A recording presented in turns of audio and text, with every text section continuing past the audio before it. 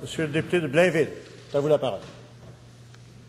Merci, Monsieur le Président. Monsieur le Président, le 4 janvier 1997, on pouvait lire dans l'éditorial de Jean-Robert Sansfaçon du journal Le Devoir ce qui suit. C'est à l'unanimité des voix, sans une seule abstention, que l'Assemblée nationale du Québec a adopté la loi anti-déficit à la veille de la clôture de ses travaux.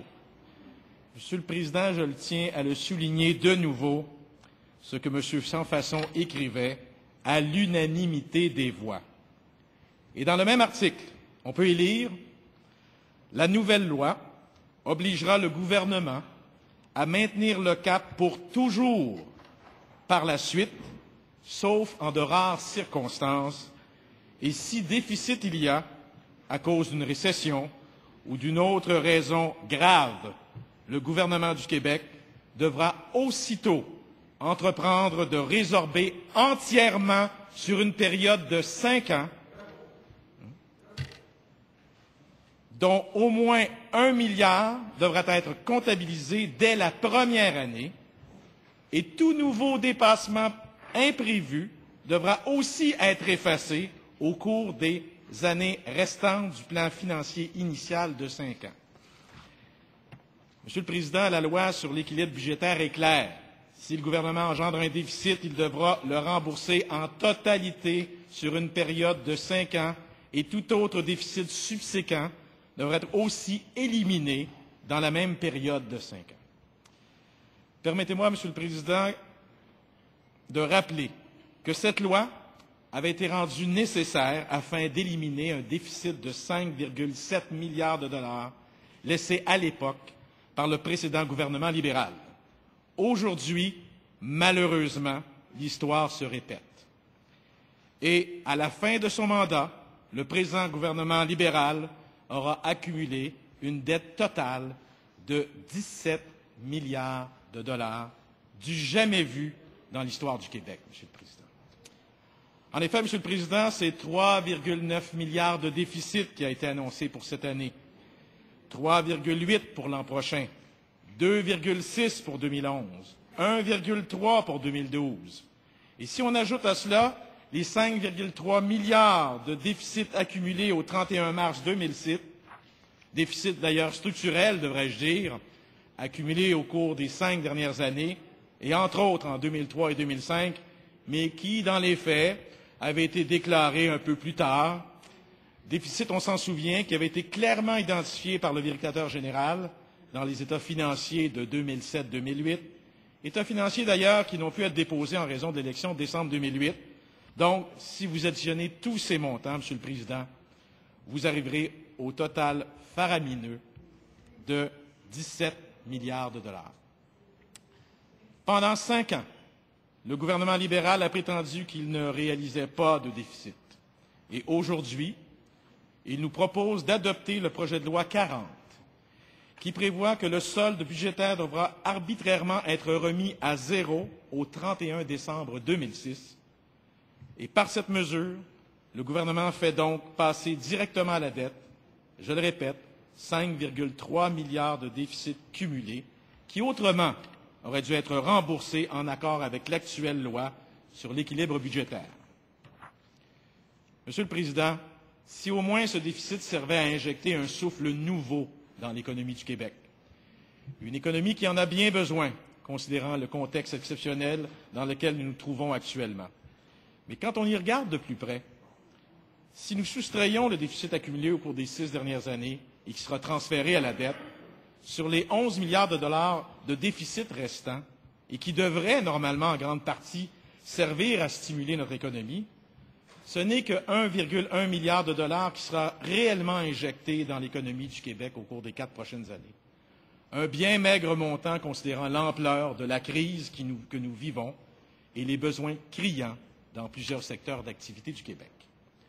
Pourtant, Monsieur le Président, il y a quelques mois à peine, juste avant le déclenchement de la dernière élection, l'ex-ministre des Finances, Mme Monique Jérôme-Forget, promettait sur les ondes du réseau CBC qu'il n'y aurait pas de déficit au Québec.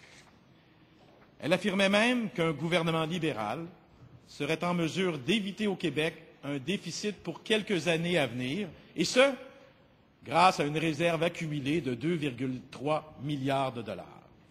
Réserve qui garantissait au Québec, selon ses dires, et c'est textuel, Monsieur le Président, qui garantissait donc au Québec de maintenir un budget équilibré pour les années financières 2008-2009, 2009-2010. Alors que tous les grands pays industrialisés anticipaient déjà une récession mondiale, le Parti libéral affirmait en toute impunité aux Québécoises et aux Québécois que le Québec, lui, était à l'abri d'une telle situation, et ce, même si des signes avant-coureurs annonçaient une récession. Prenons la Caisse de dépôt et de placement, par exemple. Depuis août 2007, la Caisse de dépôt et de placement avait avisé ses déposants, dont le gouvernement du Québec fait partie d'ailleurs, qu'il y avait de sérieux problèmes de liquidité avec les papiers commerciaux, et qu'au rythme où les événements se déroulaient, la Caisse de dépôt et de placement allait faire face au pire déficit de son histoire. Pendant ce temps, Monsieur le Président, le Parti libéral se targuait d'être le parti de l'économie, mais se gardait bien, cependant, de dresser le vrai portrait de la situation économique au Québec. Car c'est de cela qu'il s'agit, Monsieur le Président. Une élection sur fausse représentation, un leurre, une élection dont personne ne voulait et qui a engendré l'un des plus bas taux de participation, un résultat peu enviable, imputable à l'entêtement du gouvernement libéral, de tenir des élections à une période où il aurait dû plutôt se concentrer sur l'économie.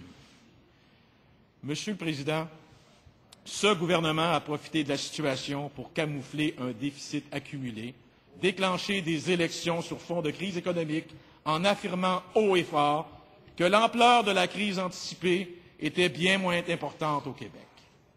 Ce gouvernement a refusé de dévoiler les pertes de la Caisse de dépôt et de placement malgré l'insistance des partis de l'opposition.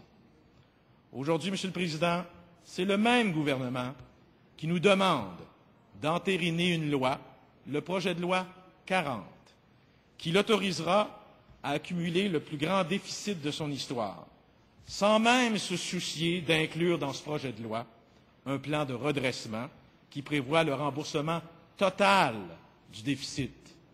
Un projet de loi qui ne présente aucun plan de résorption avant la présentation du budget 2011-2012, un projet de loi qui fait suite à un budget qui ne prévoit pas non plus de réelles mesures qui stimuleraient les différents secteurs de notre économie. Monsieur le Président, ce projet de loi a pour but de donner carte blanche au gouvernement actuel, tant dans l'ampleur du déficit anticipé que dans son obligation de rembourser ce dit déficit. Et ce projet de loi vient suspendre la loi sur l'équilibre budgétaire et permettra au gouvernement libéral d'engendrer un déficit minimum de 11,6 milliards sur 4 ans, tout en augmentant les taxes et les tarifs. Monsieur le Président, même si le gouvernement se complaît à dire dans son budget 2009 qu'il injecte de nouveaux milliards en infrastructures, la vérité est tout autre. Dans les faits, Monsieur le Président, il s'agit de programmes déjà annoncés depuis 2007, et ce, suite au malheureux événement de l'effondrement du viaduc du boulevard de la Concorde à Laval, un programme de 2007 recyclé dans le budget de 2009. Donc, de l'argent déjà annoncé, pas de l'argent neuf, qu'on a fait subitement réapparaître dans le soi-disant programme de relance de 2009. Monsieur le Président, en y regardant de plus près, force est d'admettre qu'il n'y a pas de réel plan de relance. L'ex-ministre des Finances, Mme Jérôme Forgette, nous a annoncé des investissements déjà annoncés par le passé de 3,5 milliards de dollars sur 2 ans. Et si on exclut ces fameux programmes recyclés, c'est au fait 242 millions de dollars qui seront injectés dans l'économie du Québec cette année et 237 millions l'an prochain, soit 0,1 du PIB, alors que la norme internationalement reconnue est de 2 un montant qui ne justifie en rien le déficit anticipé.